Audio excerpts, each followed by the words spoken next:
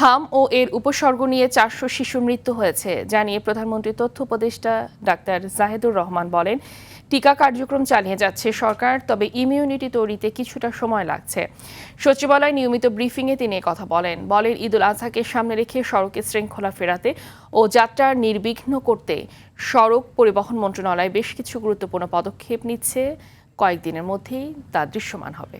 হাম এবং হামের মতো উপসর্গে আমি জনগণের উদ্দেশ্যে একটা জিনিস বলতে চাই। এটা বলার উদ্দেশ্য হচ্ছে, নিশ্চিতভাবে হাম শনাক্ত হয়েছে, এই পার্সেন্টেজটা খুব বেশি না, কিন্তু বেশ কিছু সিমটম সেটাকে মিলিয়ে এই সংখ্যাটা বলা হয়। স্টিল আমরা এই সংখ্যাটাকে যদি কম্বাইনলি ধরি, এটা খুবই মর্মান্তিক একটা সংখ্যা।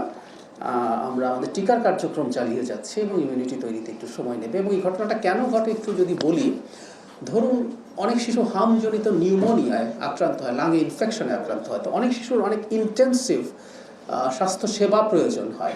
আমাদের আসলে ইনফ্রাস্ট্রাকচারে ওই পরিমাণ স্বাস্থ্যসেবা দেওয়ার সক্ষমতা আসলে থাকে না। হামের যে সংকট হলো, যে ডিজাস্টার হলো টিকা নিয়ে, এটা নিয়ে একটা তদন্ত কমিটির ব্যাপারে আমি ব্যক্তিগতভাবে মাননীয় প্রধানমন্ত্রীর সাথে কথা বলেছি।